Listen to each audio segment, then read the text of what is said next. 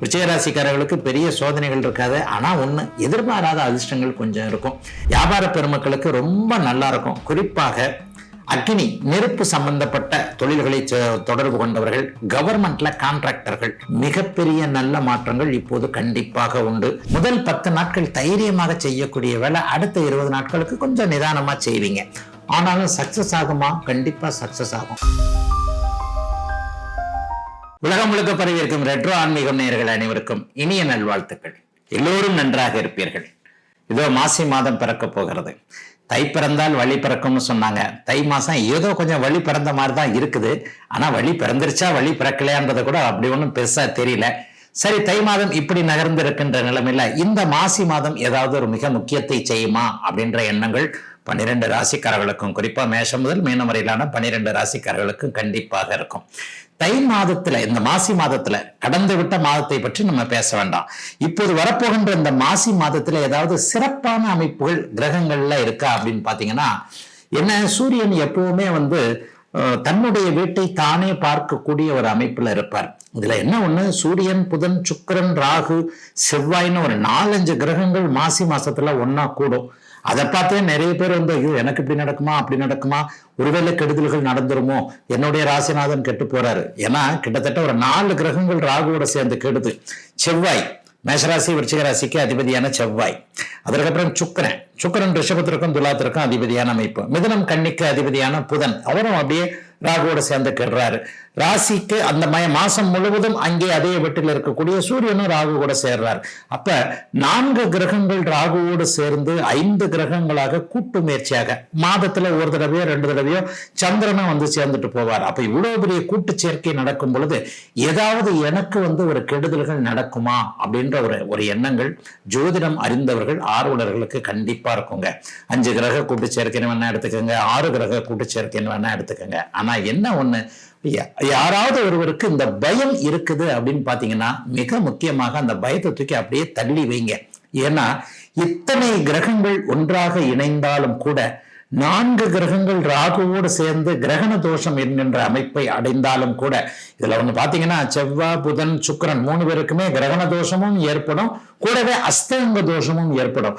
அவ்வளவுத்துக்கும் நிவர்த்தி அந்த குரு என்ற ஒரு பெரிய மகா அசுர சுபகிரகத்துடைய பார்வை இருக்குதுங்க.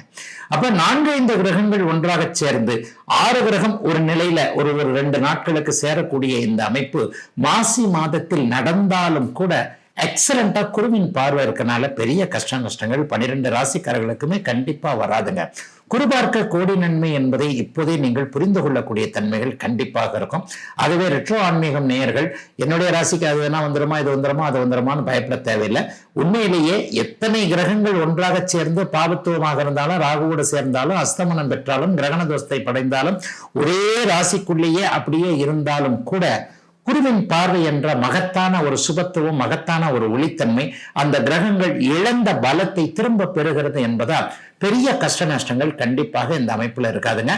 இப்போது தனித்தனியாக 12 ராசிக்காரர்களுக்கு, மேஷம் முதல் மீனம் வரையிலான இந்த 12 ராசிக்காரர்களுக்கு எப்படிப்பட்ட பலன்கள் கண்டிப்பாக இருக்கும் அப்படிங்கிறத இப்போது பார்த்துடலாங்க.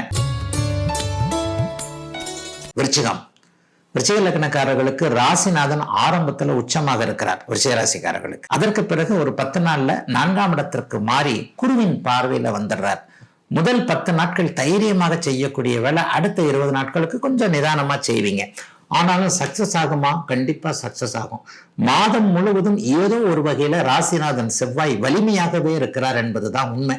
4ஆம் இடத்துல சுக்கிரன், ராகு, புதன், சூரியன் எல்லாம் சேர்ந்திருக்கிறாங்களே, ஐயா இருக்கட்டும், இருந்துட்டு போறாங்க. ஜீவனாதிபதியாகிய சூரியன் அங்கே 4ஆம் இடத்திலிருந்து தன்னுடைய வீட்டையே பார்த்து குருவின் பார்வைன்னு இருக்கிறார் இல்லையா. அரசு ஊழியர்களுக்கு நல்ல மாசமா இந்த மாசம் இருக்கும். ஐயோ இப்படி வேலையை போட்டு பண்றாங்க, அப்படி ஒரு வேலையை போட்டு பண்றாங்க, மேலிடத்துல இருந்து ஒரு IAS ஆபிசர் வந்துகிட்டு என் உயிரை வாங்குறாரு. இந்த மாதிரியான அமைப்புகள் எல்லாமே மாசி மாதத்துல படிப்படியாக உங்களுடைய மன அழுத்தத்தை தீர்க்கக்கூடிய அமைப்புகள் கண்டிப்பாக இப்போது விருச்சிக ராசிக்காரர்களுக்கு உண்டுங்க. விருச்சிக ராசிக்காரர்களுக்கு பெரிய சோதனைகள் இருக்காது. ஆனா ஒண்ணு, எதிர்பாராத அதிர்ஷ்டங்கள் கொஞ்சம் இருக்கும். திடீர்னு கடனோட கடனா வீடு வாங்கிடலாம், காடு வாங்கிடலாம், இதை வாங்கிடலாம், அதை கட்டிடலாம். என்ன இப்போ இவ்வளவு 10 ரூபா கடன் இருக்கு, இன்னும் ஒரு 10 ரூபா கடன் ஏறும், சரி போயிட்டு போகுது, ஏதோ ஒண்ணுல ஆட்டை தூக்கி மாட்டுல போடலாம், மாட்டை தூக்கி ஆட்டுல போடலாம் என்கின்ற மாதிரியாக சில நிலைகள்ல வீடு சார்ந்த விஷயங்கள்ல தைரியமாக முடிவெடுக்கக்கூடிய அமைப்புகள், சொத்து சேர்க்கை ஏற்படக்கூடிய அமைப்புகள் இப்போது உண்டு. வியாபார பெருமக்களுக்கு ரொம்ப நல்லா இருக்கும். குறிப்பாக அக்னி நெருப்பு சம்பந்தப்பட்ட தொழில்களை தொடர்பு கொண்டவர்கள், கவர்மெண்ட்ல கான்ட்ராக்டர்கள், கவர்மெண்ட் சார்ந்த விஷயங்கள், கவர்மெண்ட்டுக்கு கட்டடம் கட்டி கொடுக்கறது, ரோடு போடுறது, இந்த மாதிரியான கான்ட்ராக்ட் அமைப்புகள் இருக்கக்கூடியவர்களுக்கு மிகப்பெரிய நல்ல மாற்றங்கள் இப்போது கண்டிப்பாக உண்டு. விருச்சிகராசிக்காரர்களுக்கு பெரிய சோதனைகள் நிச்சயமாக கிடையாதுங்க. அதெல்லாம் தாண்டி வந்துட்டீங்க. இப்ப கடந்த காலத்துல 2015, 16, 17 இந்த ஜென்மச்சனி அஷ்டமச்சனி நடனங்கள்ல தான் பெரிய அளவுக்கு சோதனைகள் இருந்தது. இப்பெல்லாம் அது கண்டிப்பாக இருக்காது. 5ஆம் இடத்துல சனி இருக்கின்ற காரணத்தினால சிலருக்கு குழந்தைகளால ஏதாவது ஒரு மன அழுத்தம், மன வருத்தம் அப்படி இப்படி வரும். அது கூட இந்த மாசி மாதம் பிற்பகுதிக்கு மேல கண்டிப்பாக இருக்காது. சிலருக்கு எதிர்பாராத பயணங்கள் இருக்கும். 8, 12ஆம் இடங்கள் சுபத்துவமா இருக்கு இல்லையா? வெட்டி அலைச்சல்னு சொல்லப்படக்கூடிய எதிர்பாராத பயணங்கள் இப்போது வடக்கு திசை நோக்கிய பயணங்கள் உண்டு. கல்விக்காக, இன்டர்வியூக்காக கொஞ்சம் தூரங்கள் இடங்கள்ல போகக்கூடிய அமைப்புகள் இப்போது இளைய பருவத்தினருக்கு கண்டிப்பாக இருக்கிறது. 4ஆம் பாவகம் சுகம் ஸ்தானம்னு சொல்லுவோம். சுகஸ்தானத்துல போய் இன்றைக்கு சூரியனும் செவ்வாயும் வலுத்து உட்கார்ந்துருக்கு. அதனால சுக பயணங்கள், உல்லாச பயணங்கள் ஏதாவது கொஞ்சம் அப்படி இப்படி பிளான் போடுவீங்க. இன்னும் சிலருக்கு பாத்தீங்கன்னா ஒரு முக்கியமான அமைப்பாக அரசு வேலைக்காக எதிர்பார்த்திருந்தீங்கல்ல, இந்த வருஷம் அரசு வேலை கிடைப்பதற்கான சில கைட்னஸ் இப்போது கண்டிப்பா கிடைக்கும். நல்லா பரீட்சை எழுதுவீங்க.